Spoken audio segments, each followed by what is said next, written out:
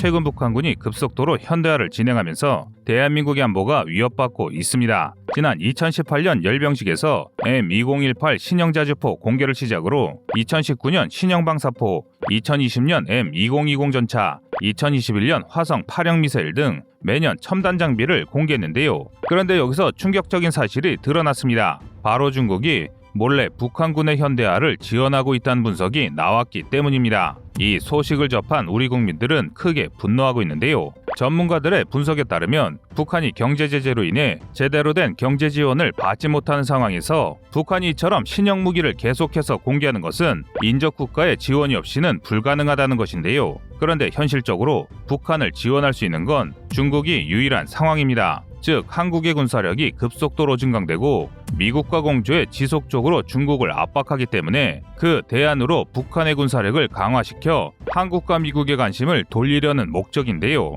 이렇게 되면 중국에 대한 견제는 자연히 줄어들어 중국 입장에서도 북한을 지원할 수밖에 없는 것입니다. 그런데 이게 끝이 아닙니다. 북한은 미사일 같은 첨단 장비 외에도 신형 방사포와 대전차 장비를 대거 도입하고 있습니다. 이 때문에 우리 군 당국의 움직임이 바빠졌습니다. 그런데 북한이 대거 도입하는 무기 체계들을 현재 한국군의 방공 체계로는 100% 맡기는 불가능하다는 게 전문가들의 분석입니다. 이로 인해 한국의 능동방어 체계를 서둘러 배치해야 한다는 목소리가 높아지고 있습니다. 현재 한국이 추진하는 능동방어 체계가 매우 놀라운 성능을 자랑해 중국과 북한에 관심이 집중되고 있는데요. 한국의 능동방어 체계 개발이 완료되면 그들이 그토록 자랑하던 방사포와 장사정포의 공격은 무용지물이 되기 때문입니다. 또한 이번에 도입하는 능동방어 체계뿐만 아니라 레이저를 이용한 요격무기까지 개발이 완료되면 한국이 추진하는 다층방공망의 핵심 부분이 완성되는데요. 특히 대한민국은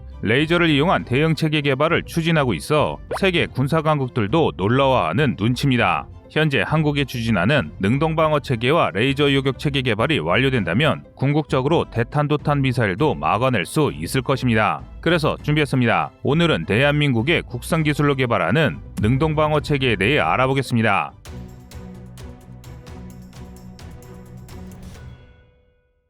2022년 올해 들어 북한이 연이어 미사일을 발사해 대한민국을 위협하고 있습니다. 북한은 올해만 벌써 1월 5일, 1월 11일, 1월 14일 3번의 미사일 도발을 감행했는데요. 5일에 발사된 미사일은 마 6으로 추정되며 11일에 발사된 미사일은 마 10 내외로 추정되어 북한이 극초음속 미사일 개발에 성공했다고 전문가들은 판단하고 있습니다. 그래서 일각에서는 중국이 기술력을 바탕으로 북한이 극초음속 미사일을 개발한 것이라고 의심하고 있는데요. 그런데 특이한 것은 북한이 쏜 미사일이 중국의 등펑 17과 형상의 차이가 있고 중국, 미국, 러시아, 한국 등 군사기술 선진국이 경쟁하고 있는 극초음속 기술을 중국이 제공할 확률은 낮다는 것입니다. 다시 말해 몇 년 전부터 북한이 스스로 극초음속 무기를 개발했다고 떵떵거렸던 만큼 이번 북한이 쏜 미사일들은 북한이 스스로 개발했을 가능성이 매우 높습니다. 하지만 북한의 이런 배경에는 중국을 통해 물자를 지원받을 가능성은 있다고 예측되는데요.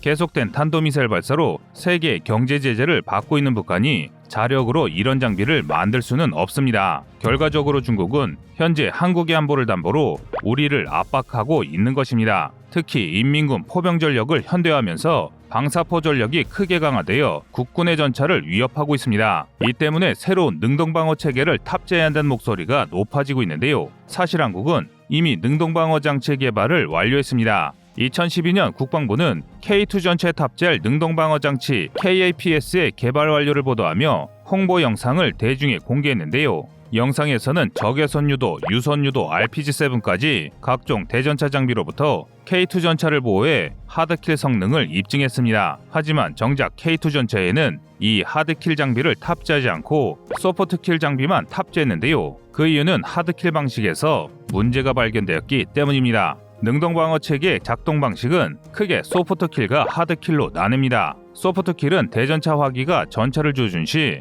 연막 차장, 제밍 등의 소극적인 방식으로 공격을 회피할 수 있게 만들어진 시스템입니다. 반면 하드킬은 날아오는 대전차 화기를 감지해 자동으로 대응탄을 발사해 대전차 화기를 요격하는 적극적인 대응 방식인데요. 쉽게 말해 하드킬은 날아오는 총알을 총알로 막아내는 기술입니다. 그런데 이 대응 방식에서 문제가 발생한 것입니다. 대응탄을 발사하는 데 따른 후폭풍과 파괴 시 발생하는 파편으로 주변의 차량과 병력에 피해를 줄 수 있다는 문제가 제기되었습니다. 그래서 K2 전차는 현재 소프트킬 방식의 능동방어 체계만 탑재하게 되고 필요시에 언제든지 하드킬을 장착할 수 있도록 업그레이드 준비를 완료한 상태입니다. 능동방어 체계는 냉전 시기부터 개발되어 왔는데요. 최초로 능동방어 체계를 전체에 탑재한 나라는 소련이었습니다. 소련은 1977년 드로즈드 능동방어 체계를 도입해 T-55 전체에 탑재했습니다. 하지만 앞서 말했던 후폭풍 문제와 반응 장갑을 장착하기 어려워 이후 T-80 전차에서는 소프트킬인 시토라와 반응 장갑을 탑재했습니다. 그 선택으로 인해 러시아는 대참사를 겪게 되는데요. 1994년 1차 체첸 전쟁이 발발했을 당시 그루진으로 진군하던 러시아 131 기계보복여단과 81 전차연대가 단 3일 만에 전멸해버렸습니다. 그 이유는 숨어있던 체첸 반군이 러시아 전차를 향해 RPG로 무차별 공격하자 소프트킬인 슈토라로는 방어 수단이 없어 일방적으로 피해를 입었습니다. 그중 81 전차연대는 120대 T-80 전차가 시가지를 돌파하다가 105대가 격파될 만큼 심각한 피해를 입었습니다. 이 전투로 큰 충격을 받은 러시아는 하드킬 도입의 필요성을 절실하게 느끼게 되었고 결국 아레나 시스템을 만들었습니다. 최근에는 아프카니트 시스템까지 만들면서 능동방어 체계를 발전시켰습니다. 이 다음으로 능동방어 체계를 발전시킨 건 이스라엘입니다. 이스라엘은 2009년 트로피 시스템을 개발해서 메르카바 전차에 탑재했고 이후 아이언피스트 시스템도 개발했습니다. 특히 트로피와 아이언피스트는 폭풍형 탄두를 탑재해 요격 시에 대전차 무기를 파괴시켜 아군의 추가 피해를 방지하는 등 생존성을 증대하는 방법으로 발전되었습니다. 이외에도 독일, 미국 등 여러 국가에서 전차 보호를 위한 능동방어 체계 연구를 계속하고 있는 상태인데요. 그래서 우리 군도 KAPS의 생존성 보장을 위해 추가 개발을 진행하고 있습니다. 그런데 세계 군사 강국들이 한국의 능동방어 체계에 이목이 쏠렸습니다. 바로 대한민국의 능동방어 체계는 지금의 성능을 아득히 뛰어넘는 새로운 무기로 개발하고 있기 때문입니다. 바로 레이저를 이용한 유격 체계인데요. 이미 한국은 레이저를 이용한 무기 체계를 개발해 실용 단계까지 개발을 완료했습니다. 지난 2019년 하나는 레이저 폭발물 처리기를 공개해 성능 시험을 진행했습니다. 1kW급의 레이저를 이용해 수백 미터 있는 폭발물을 30초 이내에 신속하게 처리했습니다. 이때 폭발물은 81mm 박격포부터 175mm 포탄, 대전차 지뢰 등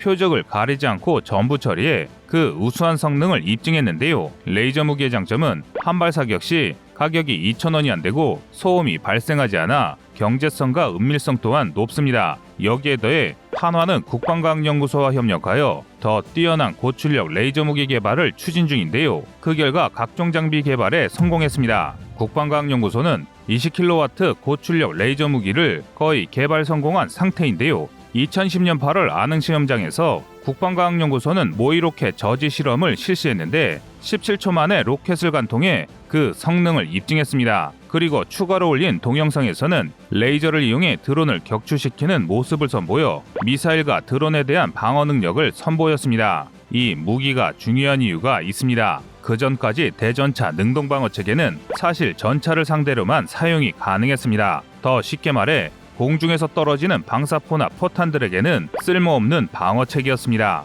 그런데 한국이 전차에 레이저 무기를 탑재해 지상과 공중에서 날아오는 모든 탄을 방어하게 된 것입니다. 얼마 전인 2022년 1월 12일에는 비행시험을 통해 레이저빔을 활용한 지대공 방어기술 개발까지 성공해 이를 언론에 발표했습니다. 지향성 적외선 방해 장비라고 불리는 이 체계는 항공기가 미사일 경보 장치를 통해 미사일을 탐지해 공격하면 DIRCM이 미사일을 추적합니다. 적이 쏜 미사일의 레이저빔을 조사해 미사일을 파괴하거나 유도 장치를 방해하는 원리인데요. 즉 미사일의 핵심 부품을 무력화해 공격을 실패하게 만드는 것입니다. 즉 이 무기는 적 미사일의 눈을 가리는 공격 무기라 할 수 있습니다. 때문에 레이저는 지상과 공중을 가리지 않고 미사일에 대한 대비책으로 사용할 수 있음을 증명했습니다. 사실 우리나라의 레이저 무기 기술은 매우 상당한 수준입니다. 한국은 1990년대부터 적극적으로 레이저 무기 개발을 연구해 현재로서는 미국을 제외하고는 상대할 국가가 없을 정도로 최정상급의 기술을 가진 국가라 해도 과언이 아닙니다.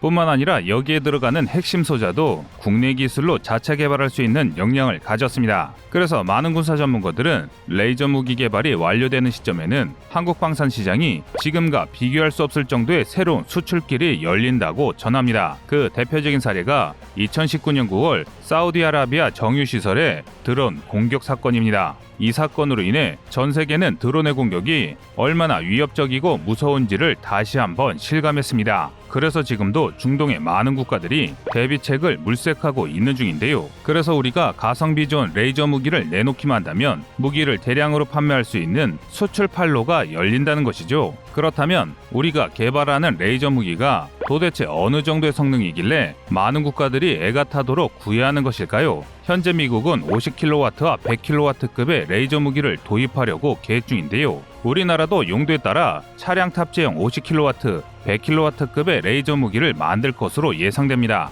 50kW급은 주로 대전차 미사일, 드론과 같은 소형 무기를 상대하는데요. 주로 소형 차량에 탑재해서 기동성을 최우선으로 확보할 예정입니다. 이 소형 차량은 전차와 함께 기동하면서 드론 공습이나 대전차 미사일 발사를 감지하면 레이저 빔을 조사해 무기를 파괴하는데요.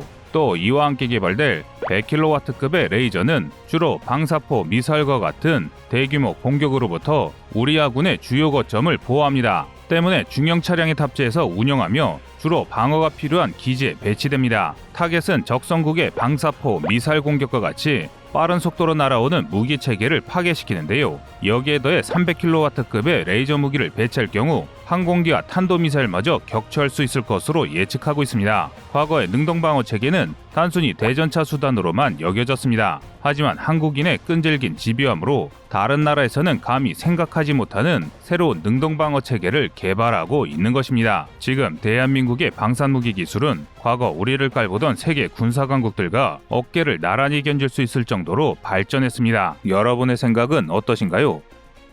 시청자님의 의견을 댓글로 남겨주시기 바랍니다. 여러분의 좋은 의견이 좋은 영상을 만드는데 많은 힘이 됩니다. 이상 꺼리투브였습니다.